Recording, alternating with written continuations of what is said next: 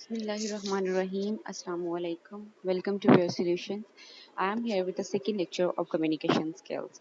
आपने इसका first lecture देखा है जो कि हमने 2 पेजेस पे सेट कर लिया था बल्कि 1.5 पे, और जो सेकंड लेक्चर है ये नेक्स्ट प्रोसीड करता है 4 लेक्चर्स को, क्योंकि यहाँ पे हमने डिस्कस करने हैं लेवल्स ऑफ कम्युनिकेशन जो कि 5 हैं।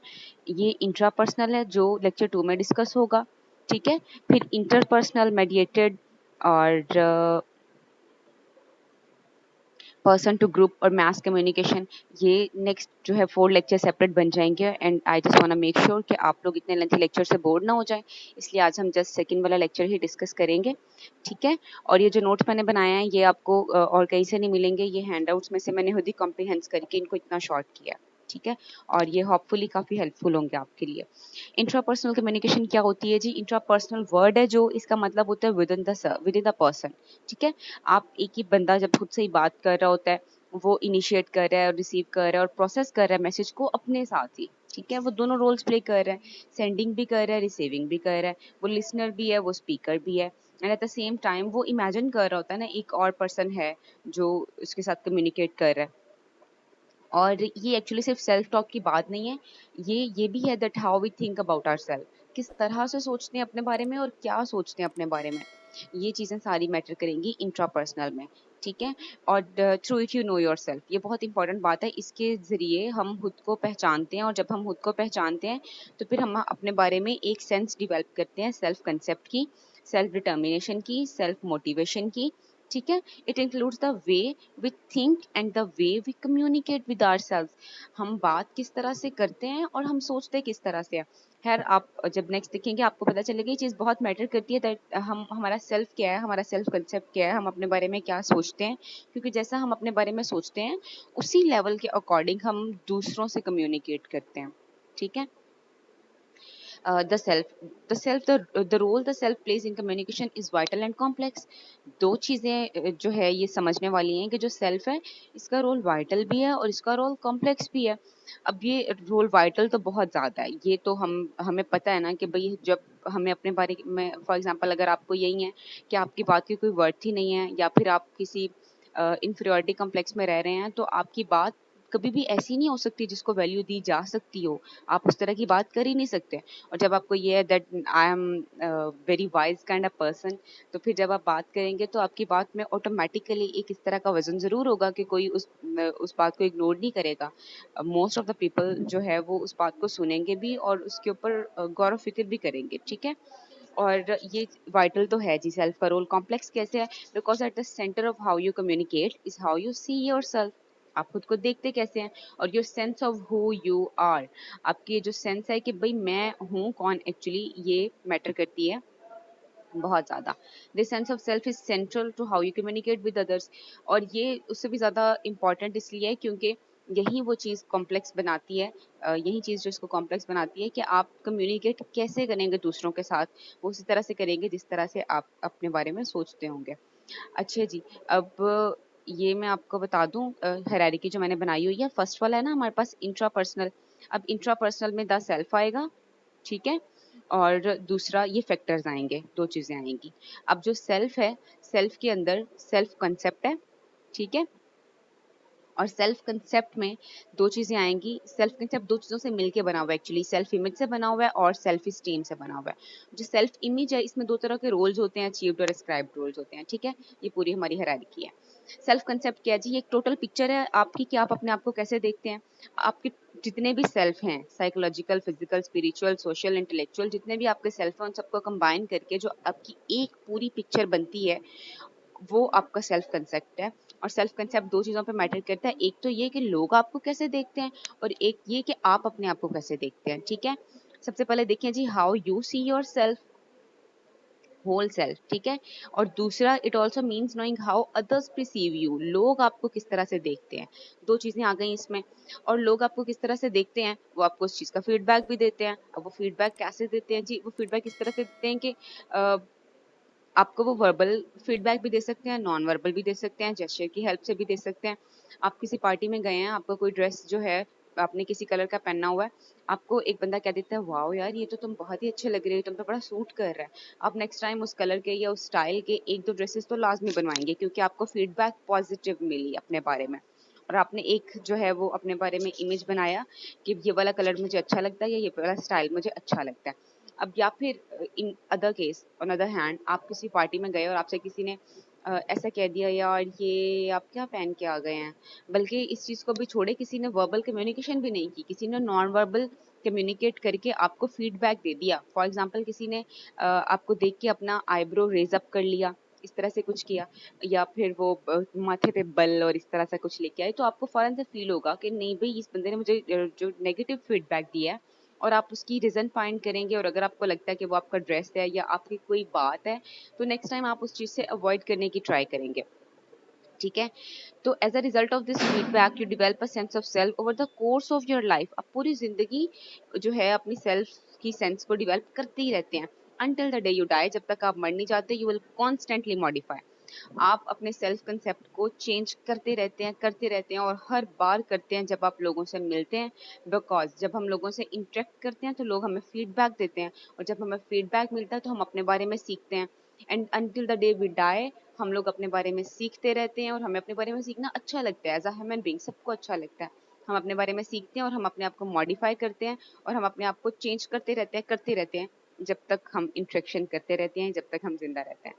अब सेल्फ इमेज और सेल्फ स्टीम दो चीजें से मिलकर बना था ना सेल्फ कंसेप्ट।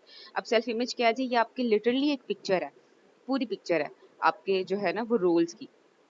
आप एक पेज पकड़े और एक पेंसिल पकड़े और आप अपने रोल्स राइट करना स्टार्ट कर दें कि आप अपने डेली लाइफ में कितना रोल्स प्ले करते हैं, तो वो बहुत सारे होंगे, कुछ 6 8 10 तो कम से कम होंगे ही। अब उन रोल्स को अगर आप जो है वो डिवाइड करें दो कैटेगरीज में, तो एक या तो वो अचीव्ड रोल्स होंगे या फिर वो एस्क्राइब्ड रोल्स होंगे। अचीव्ड रोल्स वो रोल्स हैं जी जो आपने अचीव किए हैं आफ्टर डूइंग सम एफर्ट। आपने किसी कॉलेज में एडमिशन ले लिया, आप वहाँ के स्टूडेंट बन गए, तो एज अ स्टूडेंट आपका ये अचीव्ड रोल है। आपने कहीं जो है वो टीच करना स्टार्ट किया एज अ प्रोफेसर, तो आपने पहले लर्निंग वगैरह किया, आपने बहुत मेहनत की है, फिर ही आप एज अ प्रोफेसर ज्वाइन किए, तो ये आपका अचीव्ड रोल है। आप किसी कंपनी के बॉस बन गए, ये आपका अचीव्ड रोल है। ठीक है, एस्क्राइब्ड रोल्स वो रोल्स हैं जो आपको बाय बर्थ अल्लाह पाक ने दिए हैं, जैसा कि आप you are a son, you are a brother, you are a sister, you are a daughter, you are a mother, you are a father. तो ये सारे के सारे रोल्स जो हैं, यू आर अ कुलीग, ये भी आपके एस्क्राइब्ड रोल में आएगा। जितने भी रोल्स हैं सारे के सारे ये स्क्राइब्ड हैं।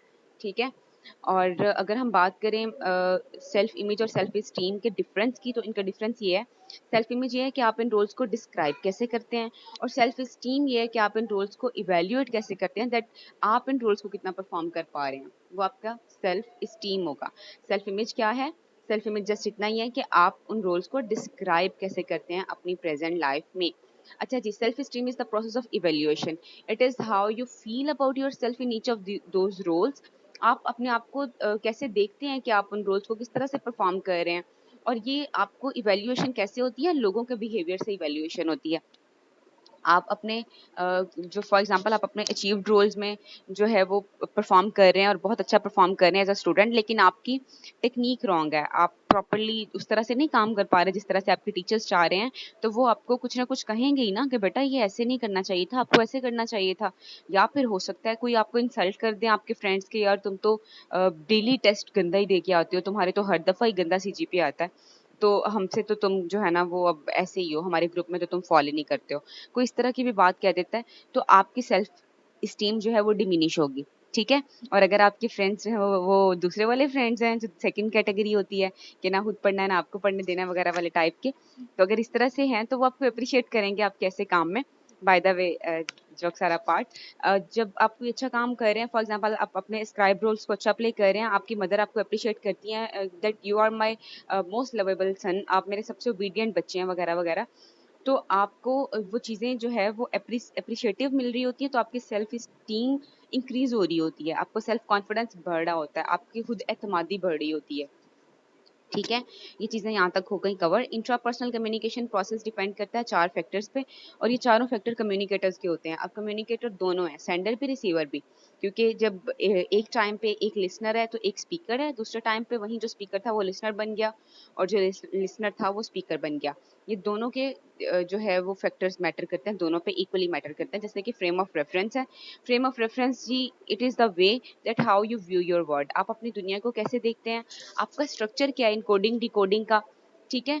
और ये हर उस चीज़ पे मैटर करता है आपका फ्रेम ऑफ रेफरेंस, जिसको आप लिटरली अपनी कम्युनिकेशन में लेके आते हैं। जैसा कि आपके बिलीव्स, आपके एटीट्यूड्स, आपकी वैल्यूज, आपके पास्ट एक्सपीरियंसेस की मेमोरीज, आपका कल्चरल बैकग्राउंड, आपका stereotypes, expectation, self concept, feelings, level of stress, आप कितने परेशान हैं, कितने रिलैक्स हैं, थिंकिंग पैटर्न्स, आप किस तरह से सोच रहे हैं, साइकोलॉजिकल फैक्टर्स, ठीक है। और आप सैड हैं या हैप्पी हैं, वही जो फीलिंग्स की बात की गई है, तो ये सारी चीज़ें मैटर करती हैं आपके फ्रेम ऑफ रेफरेंस में। अगर आपका अपना मूड अच्छा हो, आपको कोई बात करे, आपको लग रहा था यार जोक ही है, और अगर वो जोक ना भी हो तो भी आप टू सम एक्सटेंट उसे जोक वाले मूड में ही ले आते हैं। और अगर आपका अपना मूड खराब हो तो किसी की माइनर सी भी बात आपको इतनी बड़ी लग रही होती है, यार इसने मुझे ऐसे कहा क्यों, तो ये फ्रेम ऑफ रेफरेंस है। और अगर ये स्पीकर को पता चल जाए कि लिसनर का फ्रेम ऑफ रेफरेंस क्या है, तो ये उसके लिए बहुत ईजी होता है अपनी बात को जो है वो कह देना, अपनी बात को समझा देना। और अगर लिसनर को पता चल जाए कि स्पीकर्स का फ्रेम ऑफ रेफरेंस क्या है, तो वो कहते हैं ना कि मेरे लेवल पे आके समझेंगे तो फिर आपको नजर आएगा, या मेरे व्यू से देखेंगे तो फिर आपको चीजें ऐसे नजर आएंगी। तो ये वो फ्रेम ऑफ रेफरेंस की बात हो रही होती है, ठीक है। फिर क्रिएटिविटी है जी, एज अ ह्यूमन बीइंग हम अल्लाह पाक की मोस्ट क्रिएटिव क्रिएचर हैं, ठीक है जी। और क्रिएटिविटी हमें अट्रैक्ट करती है। जब भी हम बात कर रहे होते हैं कुछ फ्रेश होने की, तो हम कहते हैं समथिंग न्यू हो, समथिंग इनोवेटिव हो, समथिंग डिफरेंट हो, अब ये और यूनिक वे में हो। तो ये जो creativity creative thinking involves visualising something in an innovative new और यूनिक वे। अब इनोवेशन वाला जो वर्ड है, ये सबसे ज़्यादा मैटर करता है, ठीक है। आप इनोवेट कर रहे हो लोगों को, और different different sorry different different तरीकों से इनोवेट कर रहे हो। अच्छा जी, और हम अपनी क्रिएटिविटी को इंक्रीज कर सकते हैं by learning to think in less traditional ways. हम उनको जो है वो लेस ट्रेडिशनल वेज में, हम नॉर्मल काम को भी अगर ट्राई करेंगे ना डिफरेंट वे में करने की, यूनिक वे में करने की, इनोवेटिव वे में करने की, तो हमारी क्रिएटिविटी इंक्रीज होती जाएगी। सेल्फ टॉक हर बंदा करता है, लेकिन हर बंदा इसके बारे में डिस्कस नहीं करता। इसको इमेजिन कम्युनिकेशन भी कहते हैं, एंड यस डू बिलीव हर बंदा इमेजिन कम्युनिकेशन करता है। Individuals talk to someone else or to themselves as if they were an other person. लोग इस तरह से बात करते हैं, अपने आप से इस तरह से बात करते हैं जैसे कोई एक और पर्सन उनके सामने खड़ा हो। वो खुद ही सेंडर बन जाते हैं, खुद ही रिसीवर बन जाते हैं उनके। और एक चीज़ जो इम्पोर्टेंट है, the communication takes place in their minds internally instead of externally. हम लोग एक्सटर्नल कम्युनिकेशन नहीं कर रहे होते हैं, हम लोग इंटरनल कम्युनिकेशन कर रहे होते हैं। और इंटरनल कम्युनिकेशन एक ऐसी अप्रोच है जो आपकी एंग्जाइटी रिलीज करने में आपको हेल्प आउट करती है, जो आपका कॉन्फिडेंस बढ़ाने में आपको हेल्प आउट करती है। आप एक प्रेजेंटेशन के लिए प्रिपेयर हो रहे हैं, बहुत सारे लोग होंगे आपको देखने के लिए, और आपने स्टेज पे खड़े होके कुछ परफॉर्म करना है, या आपने फॉर एग्जांपल प्रेजेंटेशन ही देनी है एक मीटिंग में। तो आप अगर उसको 2 बार 4 बार अपने माइंड में बनाएंगे ना, आप सिर्फ खुद के साथ ही इंटरनली, तो आपकी एंग्जाइटी रिलीज हो जाएगी और आपका कॉन्फिडेंस भी इंक्रीज हो जाएगा। रिस्क टेकिंग बिहेवियर, सबसे पहले मैं ये क्लैरिफाई कर दूं कि रिस्क जो है ये फास्ट ड्राइव करना रिस्क नहीं है, ठीक है। कम्युनिकेशन के अंदर आप किसी जो है वो डेंजरस सी प्लेस पे खड़े होकर सेल्फी ले रहे हैं, ये रिस्क नहीं है। रिस्क कम्युनिकेशन के अंदर होता है बिहेवियर्स का रिस्क, ठीक है। At least a minimum amount of risk is necessary for growth and development. सबसे पहली बात तो ये है कि आपको ग्रोथ और डेवलपमेंट के लिए रिस्क लेना जरूरी है, ठीक है। Risk in in the terms of communication, मैं बार बार कह रही हूँ, दूसरे वाले रिस्क की मैं बात नहीं कर रही, कम्युनिकेशन के रिस्क की बात भी कर रही हूँ। When we communicate we risk rejection by others. सबसे बड़ा रिस्क ये होता है कि हमें लोग रिजेक्ट कर देंगे, या फिर सुनने वाला जो लिसनर है वो हमारी बात को वर्थ नहीं देगा, या फिर वो हमें इग्नोर कर देगा। ये एक बहुत बड़ी बात होती है, आपने बात की और आपको इग्नोर किया जा रहा हो, ठीक है। और ये सारी चीज़ें जो हैं ये रिस्क में आती हैं। Behaviours that threaten our self concept और इंट्रापर्सनल प्रोसेस आर रिस्की। ऐसे बिहेवियर जो आपको ऐसा लगता है कि आपके सेल्फ कंसेप्ट को खतरे में डालते हैं, या फिर आपका सेल्फ स्टीम डिक्रीज करते हैं, डिमिनिश करते हैं, वो वाले बिहेवियर्स जो हैं वो रिस्की हैं। Your intrapersonal process about risk taking are influenced by your past experiences and interaction with other. आप अगर अपना रिस्क टेकिंग बिहेवियर बनाना चाहते हैं, तो आप क्या करें, आप ऐसे लोगों के साथ कम्युनिकेट करें जो आपको सुनना चाहते हैं, ठीक है। जब आप ऐसे लोगों से कम्युनिकेट करेंगे तो आपका एक जो है वो सेल्फ स्टीम इंक्रीज होगी बात करने की, और इस तरह से आपका रिस्क लेने का जो है वो बिहेवियर भी इंक्रीज होगा। Don't forget to subscribe to our channel. Thank you so much for watching.